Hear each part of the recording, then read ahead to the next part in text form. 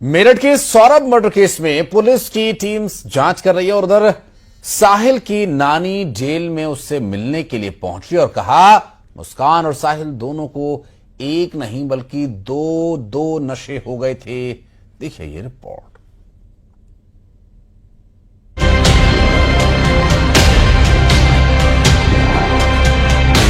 भगवान कसम सूर्य नारायण मेरा बहुत दुख है।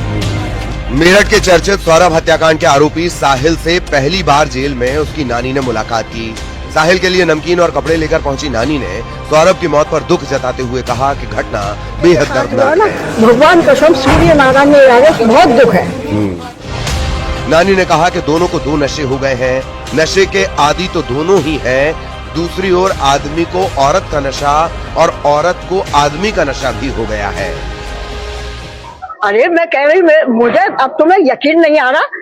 इतनी बात मैं कह रही हूँ कि उससे ज्यादा लड़के का दुख कुछ नहीं करा। ये दो नशे हो गए, नहीं दो नशे हो गए। एक तो नशा खूब कर रखा था, एक आदमी को औरत का, औरत का आदमी को नशा, ये सबसे बड़ा हो गया।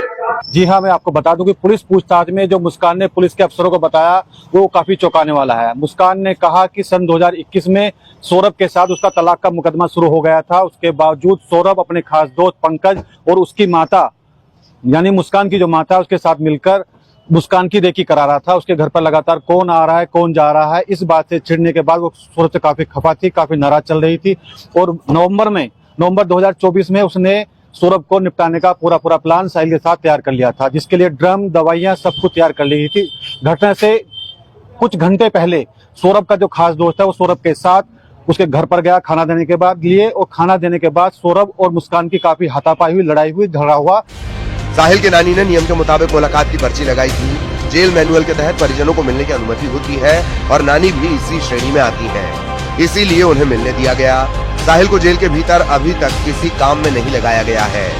10 दिन पूरे होने के बाद ही उसे जेल के किसी काम में शामिल किया जाएगा। उधर जेल में साहिल के बाल छोटे छोटे कटवा दिए गए हैं। उसकी नानी ने मुलाकात के लिए अनुरोध किया था, पर्ची लगाई थी तो उसकी नानी मिलने आई। देखिए, जेल में पहला काम होता है अनुशासन में रहना, और 2-2.5 फुट के बाल का कोई मतलब नहीं है। हालांकि उसने स्वयं ही इच्छा जाहिर की थी कि मेरे बाल जो कटवा दी जाए, तो यहाँ पर नाई उपलब्ध है, अन्य बंदियों की तरह उसके भी बाल कटवाए।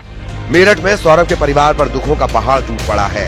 कातिल मुस्कान और उसके बॉयफ्रेंड साहिल की रातें जेल के भीतर अब तन्हाई में कट रही हैं। फिलहाल पुलिस की टीमें घटना के सबूत जुटा रही हैं, जिससे कातिलों को कानूनी रूप से अंजाम तक पहुंचाया जा सके। निखिल अग्रवाल, न्यूज़ 18, मेरठ।